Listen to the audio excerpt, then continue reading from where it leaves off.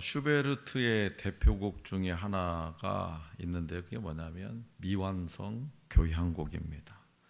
그러니까 당시의 교향곡은 보통 4악장으로 이렇게 구성되었는데 슈베르트는 1, 2악장만 완전하게 작곡하고 3악장은 9마디까지만 작곡했기에 미완성이라는 그런 이름이 붙여졌습니다. 완전하려면 4악장까지 마무리를 해야 되는데 3악장 9마디까지만 해서 미완성 교향곡이다 이렇게 이름이 붙여졌습니다. 그러니까 이 곡이 미완성으로 왜 이렇게 끝났는지는 확실하지는 않으나 이 두 악장이 형식적으로나 그러니까 1장이나 2장이나 1악장이나 2악장이나 형식적으로나 감정적으로나 서로 조화롭게 잘 연결되어 있기 때문에 어떠한 것을 덧붙이는 것이 오히려 더 쓸데없는 것이 되리라는 슈베르트의 직관에 의한 것이라는 것이 가장 설득력 있는 주장으로 받아들여집니다. 의사 누가 역시 우리에게 미완성의 이야기를 들려줍니다.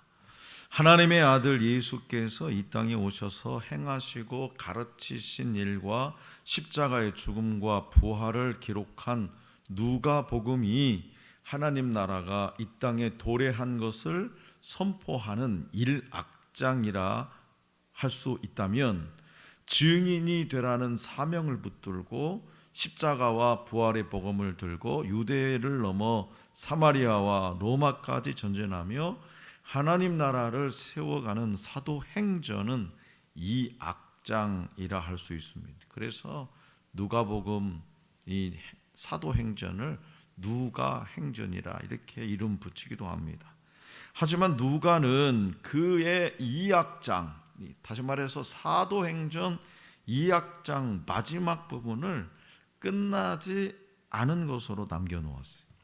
그렇다면 그 이유가 뭘까? 왜 끝나지 않고 남겨놨냐? 그것은 바로 하나님 나라가 완성되지 않았기 때문입니다. 그래서 예수를 주라 고백하는 모든 성도는 하나님 나라를 증언하고 예수 그리스도를 전파함으로 주님 오실 날까지 사도행전 28장에 이어서 29장을 계속해서 써 내려가는 데에 부름을 받았습니다. 오늘 우리에게 주신 본문 말씀은 복음이 예루살렘과 온 유대와 사마리아와 땅끝까지 이르는 과정을 보여주는 사도행전의 대단원에 해당합니다. 그리고 본문은 부활복음의 생명력을 두는 두 뿌리 성경과 나사렛 예수가 메시아라는 사실에 관해서 말합니다. 배가 풍랑에 난파되어서 멜리데 섬에서 3개월 동안 머물며 겨울을 보낸 후 바울은 드디어 보디올 항에 도착합니다. 그곳에서 믿음의 형제들과 7일을 보낸 후에 백부장 율리오의 인솔 아래 그토록 가기를 열망했던 로마에 도착합니다.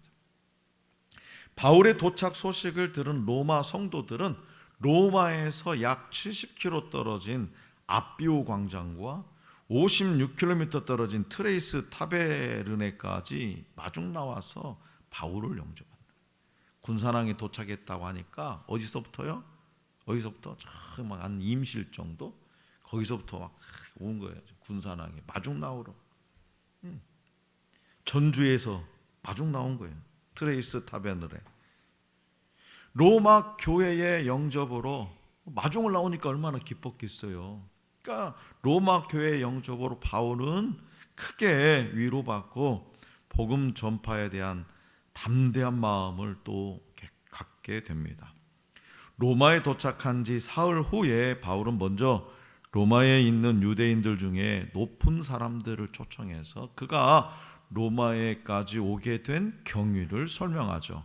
그는 자신의 선교 원칙에 따라서 로마에서도 유대인들에게 먼저 복음을 전하고자 했습니다. 또 예루살렘으로부터 바울에 대하여 편지나 어떤 정보를 전달받지 못한 로마의 유대인들은 목숨을 걸고 복음 전파하는 이 바울의 사상에 대해서 한번 알아보고자 관심을 보입니다. 왜 저 사람이 뭐 때문에 죽을 각오를 하고 여기까지 왔는가? 지금 예루살렘 본부로부터 아무 기별도 없었는데 저 사람 바울이 누군지도 우리에게 알려주지 않았는데 그래서 바울은 당시 세계의 수도라 할 수 있는 로마에서 유대인들에게 로마에 살고 있는 유대인들에게 복음을 선포할 그런 기회를 얻습니다. 자, 그렇다면 사도 바울이 하나님 나라와 주님에 대해서 이렇게 증언을 했다고 했잖아요. 그러니까 하나님 나라와 주님에 대해서 증언하자 로마의 유대인들은 어떻게 반응했냐 이거예요. 그리고 그 결과 구원의 복음은 누구에게로 보내지게 되었을까요? 자, 본문 말씀 23절부터 28절까지 우리 다 같이 받들겠습니다. 23절부터 28절 시작. 그들이 날짜를 정하고 그가 유숙하는 집에 많이 오니 바울이 아침부터 저녁까지 강론하여 하나님의 나라를 증언하고 모세의 율법과 선지자의 말을 가지고 예수에 대하여 권하더라. 그 말을 믿는 사람도 있고 믿지 아니하는 사람도 있어 서로 맞지 아니하여 흩어질 때에 바울이 한 말로 이르되 성령이 선지자 이사야를 통하여 너희 조상들에게 말씀하신 것이 옳도다. 일러스되 이 백성에게 가서 말하기를 너희가 듣기는 들어도 도무지 깨닫지 못하며 보기는 보아도 도무지 알지 못하는도다. 이 백성들의 마음이 우둔하여져서 그 귀로는 둔하게 듣고 그 눈은 감았으니 이는 눈으로 보고 귀로 듣고 마음으로 깨달아 돌아오면 내가 고쳐줄까 함이라 하였으니 그런즉 하나님의 이 구원이 이방인에게로 보내어진 줄 알라. 그들은 그것을 들으리라 하더라. 아멘. 로마에 있던 많은 유대 지도자는 바울이 거하는 셋집에 이렇게 방문했고 바울은 아침부터 저녁까지 하나님 나라를 증거하고 모세 율법과 선지자가 증거한 예수에 대해서 이렇게 권했습니다. 그러나 바울을 방문한 사람들 가운데 일부는 그의 말에 큰 감명을 받지만 다수는 그 자리를 떠났다는 거죠. 뭔 생뚱맞은 소리, 이게 무슨 소리? 그러면서 떠났다는 거죠. 바울은 그래서 이사야 6장 9절에서 10절 말씀을 인용해가지고 로마에 살고 있는 그 유대인들의 강팍함을 지적합니다. 이 말씀은요, 우시야 왕이 죽던 해에 하나님이 회개하지 않는 패역한 유다 백성의 모습을 지적하신 말씀이에요. 패역한 유다 백성들을 지적한 말씀. 그리고 복음서에서는 유대인들의 거절과 완고함을 지적하기 위해 예수님도 인용하셨던 말씀이에요. 바울도 이 말씀을 통해서 자기 셋집에 모인 유대인들이 들어도 깨닫지 못하는 영적 소경 상태에 있음을 지적하고 있습니다. 바울은 더 나아가 본문 말씀 28절에서 유대인들이 복음을 거부했기 때문에 유대인들이 누구예요? 하나님이 택하신 선민이잖아요. 하나님의 백성. 그 유대인들이 복음을 거부했기 때문에 어디로 간다고요? 구원이 어디로? 이방인에게로 보내졌다. 이렇게 선포하는 거예요. 바울은 비시디아 안디옥에서 또 고린도에서 그리고 에베소에서 완강하게 복음을 거부하는 유대인들을 향해서 이방인에게로 향하노라 라고 선포했습니다. 그리고 당시 세계의 중심지인 로마에서 네 번째로 이방인 선교에 대해서 선포했습니다. 이 구절은요, 시편 67편 2절 말씀을 인용한 것이기도 하고요, 또한 사도행전의 전체 주제를 집약한 것이기도 하죠. 다시 말해서 이제는 육적인 이스라엘이 아니라 하나님과 언약으로 맺어진 믿음의 자손, 즉 복음을 받아들이는 성도들이 참 이스라엘임을 분명히 한 것입니다. 자, 성도 여러분, 하나님의 말씀은요, 듣는 사람으로 하여금 구원에 이르게 하고 온전케 하는 능력이 있습니다. 하나님의 말씀은 하나님의 말씀을 듣는 사람은 구원에 이르고 온전케 하는 능력이 있어요. 하지만 하나님의 말씀을 듣고 예수님을 믿어보라고 교회에 한번 나와보라는 말을 듣고 반응하는 사람도 있지만 믿지 않고 거부하는 사람도 있습니다. 이는 말씀을 듣는 사람들의 영적 준비 상태가 다르기 때문입니다. 그래서 사도 바울은 이사야서를 인용해 가지고 말씀을 거부하는 사람들의 영적 상태를 이렇게 진단합니다. 말씀을 들어도 깨닫지 못하는 첫 번째 이유는 뭐냐? 마음이 우둔하여졌기 때문에. 다시 말해서 마음이 단단하게 되어서 스며들지 않는 영적 불감증에 이르게 되었다는 겁니다. 그래서 이 영적 불감증을 치유하기 위해서는 말씀으로 권고를 받을 때 무시하지 말고 즉각 회개해야 됩니다. 말씀을 들어도 깨닫지 못하는 두 번째 이유는 둔하게 듣기 때문에. 둔하게 듣는다는 것은 뭐냐? 무거운 짐에 짓눌려 듣지 못하는 상태. 무거운 짐에 짓눌려서 듣지 못하는 상태. 그래서 우리는 예수님의 말씀을 붙잡고 주님 앞에 내 짐을 내려놓아야 됩니다. 또 말씀을 들어도 깨닫지 못하는 이 세 번째 이유는 뭐냐? 눈이 감겨 있기 때문이에요. 여기서 눈은 영적인 눈으로 말씀을 식별하는 눈을 말합니다. 말씀을 식별하는 눈. 이게 진리인지 아니면 거짓인지. 그래서 마음의 밭을 새롭게 갈아엎어서 말씀을 받아들일 준비가 되어 있을 때 주님이 약속하신 대로 30배, 60배, 100배의 결실을 거둘 수 있습니다. 자, 이제 재판을 기다리는 사도 바울의 로마 생활을 함께 살펴보겠습니다. 아침 저녁으로 로마에 살고 있는 유대인들, 유대 지도자들을 불러다가 하나님 나라를 강론을 했는데 듣는 사람도 있고 듣지 않는 사람도 있어요. 대부분 듣지 않는 사람들이 많았어요. 그래서 바울은 어떻게 이 복음이 어디로 간다? 이방인에게로 간다. 이렇게 선포했어요. 자, 그러면 이제 재판을 기다리는 사도 바울의 로마 생활을 함께 살펴보겠습니다. 만 2년 동안, 여기서 이태라고 하잖아요. 이태는 만 2년입니다. 2년. 만 2년 동안 바울은 어디에서 무엇을 했을까? 자, 본문 말씀 30절부터 31절 말씀을 다 같이 받드리겠습니다. 30절, 31절 시작. 바울이 온 이태를 자기 셋집에 머물면서 자기에게 오는 사람을 다 영접하고 하나님의 나라를 전파하며 주 예수 그리스도에 관한 모든 것을 담대하게 거침없이 가르치더라. 아멘. 여기서 누가는 바울의 2년간의 로마 생활에 대해서 간결하게 언급합니다. 아주 짧은 문장으로. 자, 비록 죄수의 몸이었지만 로마 시민권을 가졌을 뿐만 아니라 아직 형을 확정받지 않은 미결수였기에 비교적 자유를 누렸고요. 셋집에 머물면서 자기에게 오는 사람들을 영접했어요.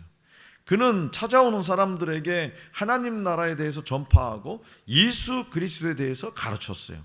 바울이 선포한 핵심 내용은 뭐냐? 하나님 나라와 예수 그리스도입니다.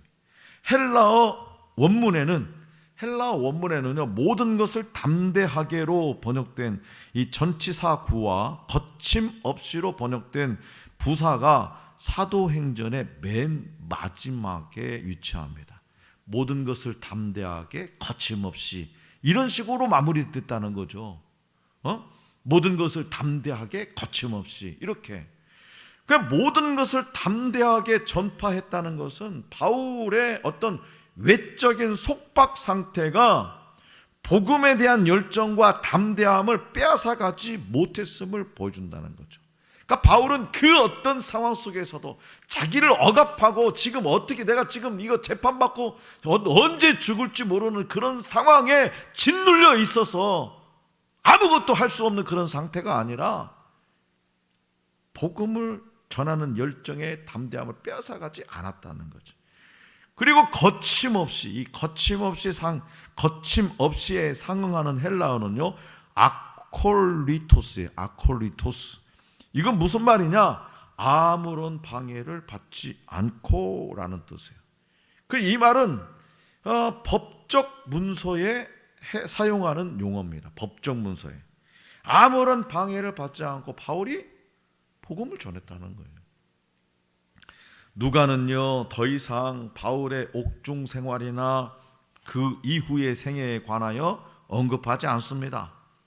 바울의 죽음에 초점을 맞춰서 이 사도행전을 이 책을 완성하기보다 모든 난관과 오해에도 불구하고 하나님 나라와 예수 그리스도에 대한 선포가 유대 본토와 로마 제국 안에서 널리 퍼져 나갔다는 것을 강조하기 위해서 거침없이 담대하게 복음이 널리 퍼져 나갔다라는 것을 강조하고 싶어요.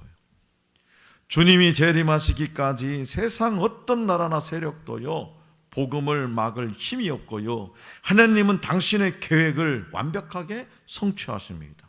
역사에 기록되지 않은 수많은 믿음의 영웅이 성령을 통해서 그 사역을 계속해서 해 나왔고, 그리고 지금도 하고 있고 앞으로도 계속 해 나갈 것입니다. 바울은요, 재판을 기다리는 2년 동안 비록 몸은 가택연금으로 매였지만 자신이 머무는 곳에 사람들을 초대해가지고 끊임없이 하나님 나라를 전하고 예수 그리스도에 관한 것을 가르쳤어요. 제약을 받는 상황이었지만 주어진 환경에서 할 수 있는 최선을 다해서 복음을 선포한 겁니다. 비록 동족을 향한 이 사역의 결과는 좋지 못했죠. 다 아멘 하고 그 자리에 머물렀었으면 좋은데, 많은 사람들이, 남은 사람보다 더 많은 사람들이 바울의 가르침을 받고 떠났으니까 그 동족을 향한 사역의 결과는 좋지 못했지만 그것이 바울의 복음 전파에 대한 열정을 꺾지 못했다는 거죠. 바울뿐만 아니라 다른 사도들, 초대교회 성도들, 이후에 수많은 성도가 지난 2000년 동안 어떤 상황에서도 복음을 전함으로 하나님 나라가 확장되어서 오늘날 저와 여러분에게까지 복음이 전해진 것입니다. 그렇기 때문에 땅끝까지 이르러 내 증인이 되리라 라는 말씀은요, 복음을 받아들인 모든 성도에게 주어진 지상 명령이에요. 지상 명령. 한 번도, 여기에 계신 그 어떤 누구도 한 번도 예외가 없어요. 땅끝까지 이르러 내 증인이 되라. 몇 명만 모이는 작고 미약하게 보이는 그런 교회일지라도 그곳에서 하나님의 말씀을 나누고 예수님을 전할 때에 성령의 역사는 지속될 줄로 믿습니다. 또한 여러 가지 방법으로 복음을 전하기 위해서 기회를 만들고 삶에서 복음 전파 사명을 감당할 때에 아무리 작은 겨자씨만한 모임일지라도 주님은 그 모임에 참여한 이들을 사용하셔서 하나님 나라를 이루어 가실 줄로 믿습니다. 하나님 나라를 증언하고 예수 그리스도를 전하는 것, 이것이 복음의 핵심이에요. 하나님 나라를 증언하고 예수 그리스도를 전하는 것. 바울은 복음을 믿지 않는 유대인들을 향해서 마음이 우둔해져서 귀로는 둔하게 듣고 눈을 감은 자들이라 이렇게 말합니다. 그렇기 때문에 복음을 전하는 이 전도자들, 오늘 저와 여러분들 다 전도자들이에요. 오늘 이 복음 전도자들은요, 사람들이 믿지 않음을 이상하게 여기지 말아야 돼요. 그거 당연한 거예요. 우리가 보니 교회 한번 나와봐, 예수 한번 나와봐, 이 하나님 나라는 이거야. 믿지 않는 것, 이상하게 여기는 것, 그것이 당연한 거예요. 복음을 듣고 믿는 것은요, 복음을 듣고 믿는 것은 하나님 은혜로 말미암는 거예요. 왜 여러분들 전도를 못해요? 왜 못해요? 나는 왜 전도를 못한다고 생각해요? 그치? 내가 막 예수 믿으라고 했으면 그 사람이 당장 우리 교회 와가지고 출석하고 같이 예배를 드려야 되는데 그것을 내 눈으로 보지 못하니까 거기서 이제 실망하고 이제 말도 내 말이 입이 닫혀지는 거지. 나는 전도를 못하는 사람이. 누가 데리고 오라고 했습니까? 복음을 전파하라고 했잖아요. 복음을 듣고 믿는 것은 하나님의 은혜로 말미암는 거예요. 다만 우리는 사람들이 듣든지 안 듣든지 계속 복음을 전해야 되는 거예요. 그런 믿음과 마음 자세로 바울과 초대교회 성도들이 뿌린 복음의 씨앗은요, 로마 제국을 넘어서요 계속 퍼져나가서요 오늘 우리에게까지 이르게 되었던 거죠. 그렇기 때문에 땅끝까지 복음의 증인이 되는 것은 주님이 모든 성도에게 주신 지상 명령이라는 사실을 기억하시기 바랍니다.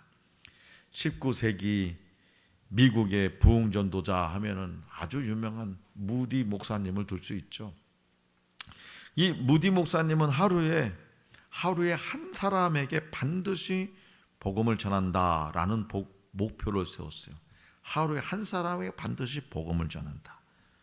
그런데 어느 하루는요, 너무나 이 사역에 바쁘다 보니까 아무에게도 전도하지 못했어요. 복음을 전하지 못했어요.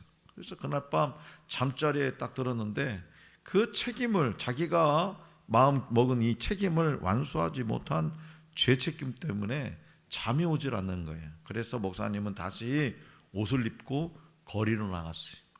밤중에 거리에 서서 말씀을 전할 대상자를 막 찾는데 한밤중이라 이제 사람도 별 보이지 않잖아요. 그런데 뭐요? 술에 잔뜩 취해가지고 비틀거리는 술 주정꾼을 만나요. 그래서 목사님은 다짜고짜 그 사람에게 다가가서 한 사람도 볼 수가 없는데 그 사람이 나타나니까 얼마나 마음이 기뻤겠어요. 그래서 막 달려가가지고 선생님, 예수님을 아시나요? 라고 물었어요. 그 술주정꾼은 예수라는 말을 듣자마자 화부터 벌컥 내고 썩 꺼져 버리라. 그래서 무디 목사님은 쫓기다시피 해가지고 집으로 돌아왔어요. 근데 그로부터 3개월이 지나 목사님 집 문을 두드리는 소리를 들었어요. 나가서 문을 열어보니까 예전에 그 술주정꾼이었어요. 그가 고백하기를, 목사님께서 그날 밤 나에게 전해준 예수님을 아느냐? 선생님, 당신은 예수님을 아느냐라는 그 말이 내내 귓전에서 떠나지 않아서 예수를 믿기로 했다는 것이었습니다. 자, 사랑하는 성도 여러분, 우리 교회에 사도행전의 역사가 일어나기를 기대합니다. 그렇게 기도하는 사람들 많죠. 우리 교회에 사도행전의 역사가, 사도행전의 그 초대교회의 부흥이 일어나기를 기대합니다라고 기도하는 성도들이 있습니다. 그러나 그 역사를 보기 위해서 씨는 뿌리지 않아요. 그 역사를 보려면 어떤 농부가 열매를 보려면 씨를 뿌려야 되는데 씨를 안 뿌려요. 기도. 많은 성도가 사도행전에는 성령의 능력으로 말미암아서 엄청난 기적들이 일어나고 수많은 사람이 막 베드로가 하루에 복음을 전할 때도 막 3,000명씩 회개하고 돌아오고 그런 수많은 사람이 죽게 돌아오는 이야기가 기록되어 있다고 생각합니다. 그러나 그 성도들은요, 아마 사도행전의 이 결론부를 보고 실망할 겁니다. 우리는 사도행전이 성도들에게 무엇을 가르치려고 하는지에 대해서 그 마지막 부분인 본문 말씀을 통해서 분명하게 알 수 있어요. 사도행전은 어떤 엄청난 기적, 수많은 사람들 회개로 돌아온 것, 그것으로만 끝내는 그런 이야기가 아니라는 거죠. 그것이 끝이 아니라는 거죠. 사도행전의 끝인 28장, 사도행전의 끝인 이 28장은요, 많은 사람들이 생각하기에 좀 이상합니다. 말 그대로 끝인데 끝이 아니라 현재 진행형으로 끝나고 있다는 거죠. 진행형으로. 왜 이렇게 끝나냐? 이는 거룩한 복음의 역사가 멈춤 없이 계속 진행 중임을 암시하고 있습니다. 성령 하나님의 역사하심이 종결 없이 계속 진행 중임을 말씀하고 있어요. 그래서 이 책의 이름은 사도행전이지만 성령행전이라는 별명으로도 불려오고 있습니다. 복음을 전하는 사람은 끝이 있지만, 그죠? 복음을 전하는 사람은 끝이 있어요. 언젠가 생명이 다하면 죽어요. 복음을 전하다가 끝이 있지만 성령은요, 영원하세요. 성령은 영원하세요. 그리고 하나님의 계획에 따라 이 세상 나라가 끝나고 하나님의 나라가 이루어지기까지 성령의 복음 역사는 계속될 것입니다. 복음은 멈추는 일이 없습니다. 자신이 하나님의 도구라는 것을 인정하는 사람, 복음을 전하는 것이 제자의 사명임을 인정하는 사람들을 통해서 어떠한 악조건 가운데서도 복음은 세상을 뒤덮으며 전진합니다. 바울은 갇혀 있었지만 복음은 넓게 퍼졌습니다. 코로나19 사태로 인해서 모든 것이 갇혀 있지만 하나님은 지금 이 시대에도 바울과 같은 전도자를 찾으시고 그를 통해서 복음을 퍼뜨려가고 있습니다. 바울은 언제 어디서나 복음을 위해서 충성했어요. 로마라는 거대한 제국 한복판에서 선포된 이 하나님 나라는 당시에는요, 겨자씨처럼 작았어요. 지금은 세계를 품을 정도로 자랐습니다. 앞으로도 성령은 계속해서 일할 겁니다. 우리 주님은 사도 바울을 통해서 갈라디아 성도들에게 우리가 선을 행하되 낙심하지 말지니 포기하지 아니하면 때가 이름에 거두리라 라고 권면했습니다. 우리가 선을 행하되 낙심하지 말지니 포기하지 아니하면 때가 이름에 거두리라. 바울이라고 해서 결과가 나쁠 때 전혀 낙심하지 않았을 리는 없습니다. 열심히 목숨을 걸고 복음을 전했는데 오히려 목숨을 위협받는 그런 상황이 왔다면 그때도 바울이 기분이 좋았을까요? 낙심할 때도 있었겠죠. 정말 내가 이 사람은 교회 좀 가자고 하면 내 말을 그대로 믿고 그래 그렇게 했는데 그 사람이 믿을 만한 사람이 배신하면 낙심하죠. 낙심하지 않을 리는 없습니다. 하지만 그는 때가 이르면 거둘 것을 믿고 사명을 포기하지 않았어요. 사모님이나 저나 수도 없이 만나는 사람마다 전도해요. 복음을 전해요. 만나는 사람마다. 근데 우리 주변은 이제는 목회 이 정도 하고 신앙생활 이 정도 하니까 우리 주변에는 이제는 믿지 않는 사람보다 믿는 사람들이 훨씬 많아가지고 힘들어요. 믿지 않는 사람을 찾기가 주변에. 오히려 믿음이 없는 사람들이 훨씬 더 좋아요. 왜? 믿지 않는 사람은 더 많아 주변에. 그런데요, 그런 사람들 정말 막 복음을 전하고 막 하면 예 가겠습니다. 한번 교회 가겠습니다. 안 오면 낙심이 되죠. 당연히 실망하고 에이 포기하고 에이 나에게는 이 전도의 은사가 없나 봐 하죠. 그러나 우리가 뭐요?